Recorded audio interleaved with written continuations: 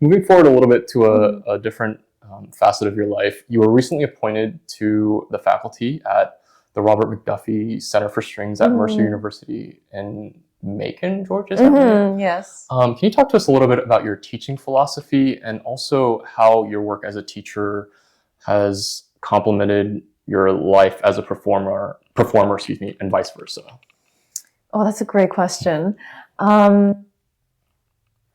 I think in general, of course, there's so much to focus on with technique and musicality, but I think when I really think about just what I want in my teaching, I think what I want is to foster and nurture each student's individual personalities and also curiosity. Yeah. Because I think similar to what I was mentioning earlier, even for myself, I always want to stay curious. I always want to grow and learn. And it's going to look different for every student. Sure. And actually, even before I get into this, I think the first thing is that it depends, first of all, on the student's level. Yeah. What I mean by that is like the way I approach beginners students is going to be very different from like undergraduate students. When you're very beginner, I would say, yes, I focus a lot on technique because they need that foundation in order to later on develop, their musical voice. Yeah. So in the very beginning stages, the foundation is so important. But I think like for the students at the Mcduffie Center and, any undergraduate students, I think at that point, because they have established a foundation, and it's not that I don't talk about it, of course I do, but it's more so to build their palette and to really tap into their curiosity for music. So I think it looks, like I said, it looks different for every student, but what I'm interested in doing is providing the tools to equip them to express what they want to express and say what they want to say. Yeah. Because at the end of the day, really, as cliche as this may sound, it is a language that we all want to share and together. And honestly, I don't want them to be just literate. I want them to be fluent. And in order for them to be fluent, I need to provide them with the tools to be able to get to that point. Yeah. So, for example, it's not just about, oh, do this with your bow, do that. But it's for this phrase, if you want to do this, I always ask them, what do you want in this phrase? What do you want here? Yeah. And once they tell me, then I'm like, okay, in order to do that, let's try this. Let's try that. And a lot of it is experimenting because it doesn't look the same. What works for one student may not work for the other. Of course. So I'll kind of approach it like, oh, like, why don't we try this? Why don't we try that? And then when we come to something that they feel great about, then they feel so, I can see it in their face. They feel so free to express what they are feeling inside. Right. So I think my goal as a teacher is really to build that and nurture that, so that they feel so powerful to just, because in that way the possibilities are just endless from that point. Yeah. And they really will feel free to just continue to explore. Because without that, it's going to, definitely be hard to. Yeah. So I would say, and honestly, I think that has also affected my own performance too. Yeah. Because sometimes I discuss things with students, I'm like, oh my gosh, I didn't see things that way. Like, that's so interesting.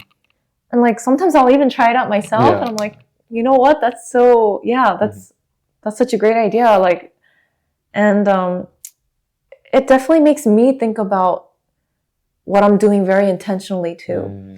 Because another thing I realized with teaching, it's one thing to play something, but it's a totally different thing to be able to explain what you're doing. Yeah.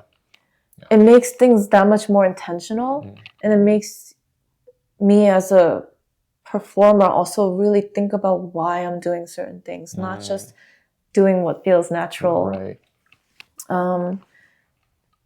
So I guess it all kind of goes hand in hand. Yeah. And I love what you just shared, because I think it sounds like you're creating a safe space for exploration, which is, again, it builds on the idea of creating, not creating, just encouraging curiosity.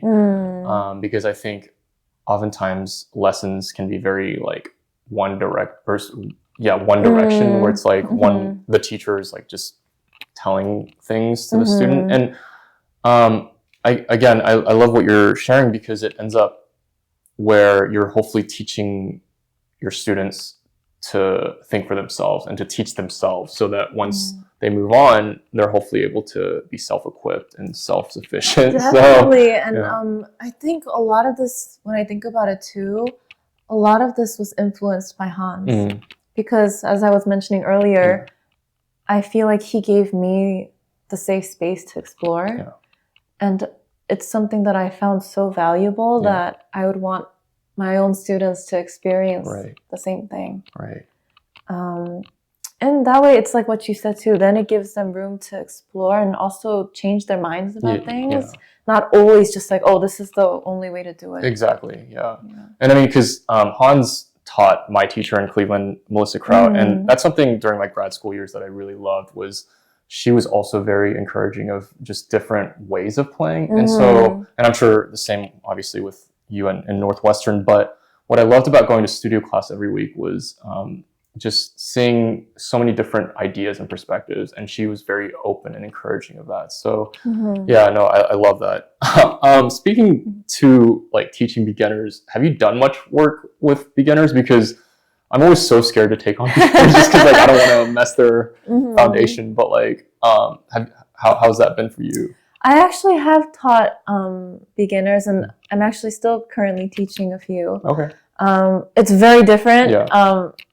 It is tricky. In one sense, I do feel a little bit more pressure because these are very crucial years for them. And of course, if their foundation is not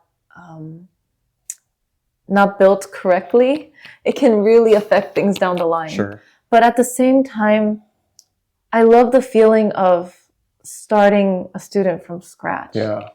And it's really interesting to just see how they progress and how they grow. And it really actually makes me think very specifically about like how I need to accomplish certain things technically. And it's improved my way of explaining how to do certain technical things. Because a lot of times before teaching beginners, it's, it kind of, some things feel natural, and I didn't really need to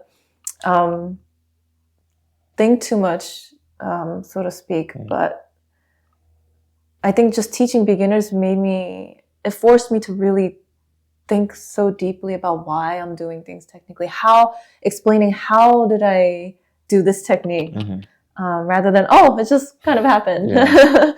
So, but yeah, it's very different from teaching the undergraduate students. But it's been very, very rewarding also. Yeah. And I'm curious, did you grow up on the Suzuki method, or? I did. I think I stopped after like the third book. Okay, sure. Yeah, but I did do some. Sure. And so do you feel like you incorporate some of that into your own teaching with beginners, or? Yes and no. I would say some of them we stayed in the Suzuki method longer, but some of them actually I just kind of adjusted it according to their needs. Sure. But yeah, it really depends on the student. Yeah. And one last thing before we move on, do you just start with the bow hold for most beginners, or all beginners, or how? I would say I kind of have to work on each hand separately. Right. But like, for example, the student that I have now, like, she does have some basics, but right now a lot of stuff that I'm working on is more her right arm.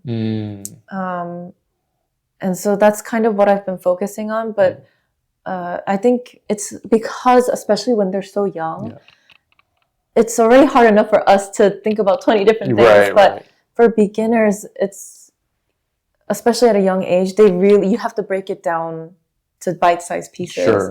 So I really kind of start from whatever I feel like needs most work and then kind of go from there. It's a lot of it, honestly, is it changes depending on the student and really what they need, because each student has different needs. So yeah, of course.